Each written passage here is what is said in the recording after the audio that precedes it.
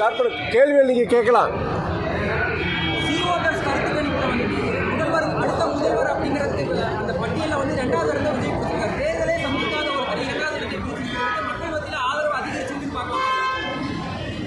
யார் முதல்வர் என்பதை தீர்மானிப்பது மக்கள். தேர்தலுக்கு முன்னாடி ஏதோ ஒரு கருத்து கணிப்பு ஒரு ஊடகம் சொல்கிறத வச்சு அதை தீர்மானிக்க முடியாது. பல நேரங்களில் இது மாதிரி தவறான தகவல்களை திட்டமிட்டு தேர்தலுக்கு முன்னாடி இது பரப்புறதுக்கு ஒரு வாய்ப்பு இருக்குது. அதனால் யார் மேலே ஜனங்க யார் மேலே அனுமானம் வச்சுருக்கிறாங்க, யார் வரணும்னு நினைக்கிறாங்கங்கிறது தேர்தல் தான், மக்கள் களம் தான் முடிவு பண்ணும். அதே மாதிரி வருகிற 2026 தேர்தலில் தாவேகாவுக்கும் திமுகவுக்கும் தான் போட்டி இருக்கும், மற்ற கட்சிகள் பெருசாக இருக்காது. அதாவது ஆளும் கட்சி திராவிட முன்னேற்ற கழகத்திற்கும் தமிழக வெற்றி கழகத்திற்கும் தான் போட்டிங்கிறது சகோதரர் விஜயுடைய அவருடைய அறிக்கை, அவருடைய பேச்சில் அவர் சொல்லியிருக்கிறாரு. அதையும் பொறுத்தவரைக்கு மக்கள் ஆதரவு யாருக்கிட்ட இருக்குங்கிறது தேர்தல் களம் தான். இதுவரைக்கும் அவர் எந்த தேர்தலையும் சந்திக்கல. அவர் அப்படி இருக்கும் பொழுது அதாவது ஆளுங்கட்சிக்கு எதிரணியை நாங்கள் தான் நிற்கிறோம், மக்கள் எங்களை தான் விரும்புகிறாங்க அப்படி சொல்கிறது அது தேர்தல் களம் தான், மக்கள் தான் முடிவு பண்ணணும், நம்ம சொல்லக்கூடாது. அது அவருக்கு அரசியலுக்கு தான் வந்திருக்கிறார், முதல் தேர்தலை சந்திக்க போகிறார். அந்த தேர்தல் முடிவுகள் பொறுத்த வரைக்கும் மக்கள் மத்தியில் சகோதரர் விஜய்க்கு எவ்வளோ ஆதரவு இருக்குன்னு மக்கள் சொல்லுவாங்க, அவர் சொல்ல முடியாது. அவருடைய அரசியல் பாணி, அவருடைய அந்த வருகை, மக்களுடைய ஆதரவு இப்போதைக்கு நிறைய இடங்களில் கூட்டம் நிறைய சேருது, அவருடைய கருத்துக்கள் எல்லாம் மக்கள் மத்தியில் சேருது. நான் ஏற்கனவே பல ஊடகங்கள் இந்த மாதிரி சந்திப்பில் நான் சொல்லியிருக்கிறேன். நான் சகோதரர் விஜய் பொறுத்த வரைக்கும் ஒரு முன்னணி நட்சத்திரம், லட்சக்கணக்கான பேர் அவருக்கு ரசிகர்களாக இருக்கிறாங்க. அதே நேரத்தில் அரசியல் வேறு, சினிமா வேறு.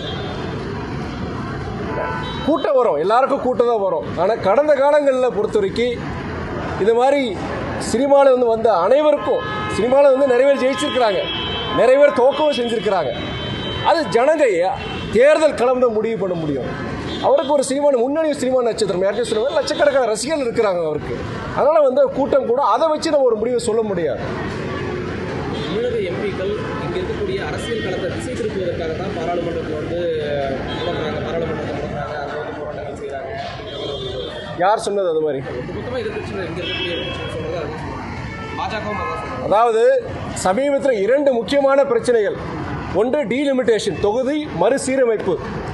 மற்றொன்று மும்மொழி கொள்கை. இந்தி கட்டாய திணிப்பு வேண்டாம் நம்ம சொல்கிறோம். நம்ம இது ரெண்டும் தமிழ்நாட்டுக்கு மிகவும் முக்கியமான விஷயம். அதாவது டீலிமிட்டேஷன், தொகுதி மறுசீரமைப்புங்கிறது ஜனத்தொகை பாப்புலேஷன் பேஸ்டாக இருக்குன்னு சொல்லிட்டு பாஜக தலைவர்கள் சொல்லியிருக்கிறாங்க. அவர் அமித்ஷா என்ன சொல்லியிருக்கிறாருன்னா, டீலிமிட்டேஷனால தமிழ்நாட்டுக்கு இருக்கிற எண்ணிக்கை 39 தொகுதிகள் எண்ணிக்கை குறையாதுன்னு சொல்லியிருக்கிறார். அதே வேளையில் இப்போ பாப்புலேஷன் பேஸ்ட் ஜனத்தொகை அடிப்படையில் இருக்குன்னு வச்சுக்கோங்க, இந்த 543 800 அதிகரிக்கலாம், லோக்சபா சீட்ஸ் அதிகரிக்கலாம். அப்படி அதிகரிக்கும் பொழுது தமிழ்நாடுடைய பங்கு இன்னைக்கு 39 சீட் இருக்கு, நமக்கு லோக்சபா சீட்ஸ் இருக்கு. 543ல் 7.2 விழுக்காடு 7.2%ங்கிறது 39 சீட்டு.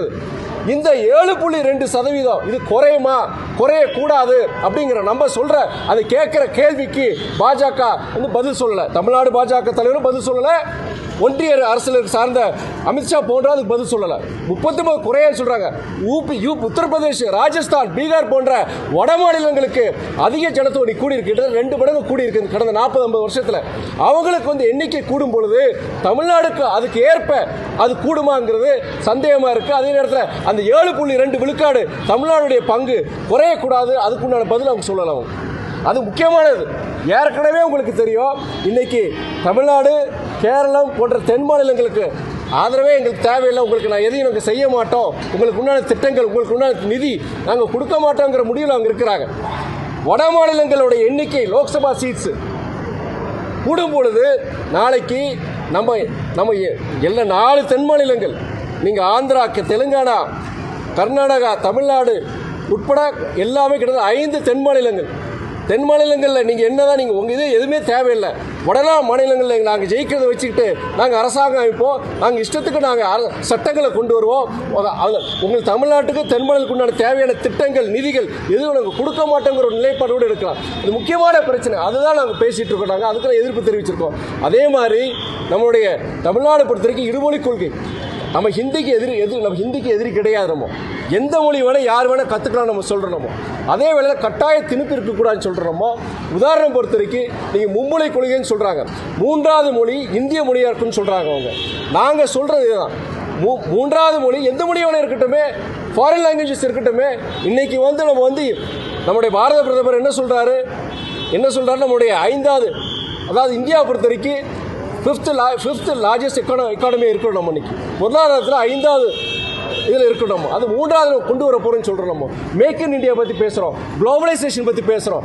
அப்போது நம்முடைய இந்திய இளைஞர்கள் மாணவர்கள் பொறுத்த வரைக்கும் ஒரு 3வது மொழியை வெளிநாட்டு மொழியாக கூட இருக்கலாம். ஆனால் அவங்க 3வது மொழி இந்திய மொழி தான் இருக்கணும்னு சொல்லும் பொழுது ஒரு தமிழ் மாணவன் அவன் மலையாளத்தையோ தெலுங்குவையோ இல்லை கன்னட மொழியோ கற்றுக்க போகிறது ஒரு வழி இல்லாமல் அவன் ஹிந்தி மொழியோ ஏற்றுக்கக்கூடிய ஒரு நிர்பந்தம் உருவாகலாம். அதே நேரத்தில் உங்களுக்கு சொல்கிறேன், நான் ஒரு ப்ராக்டிக்கலாக அது பாசிபிளும் கிடையாது.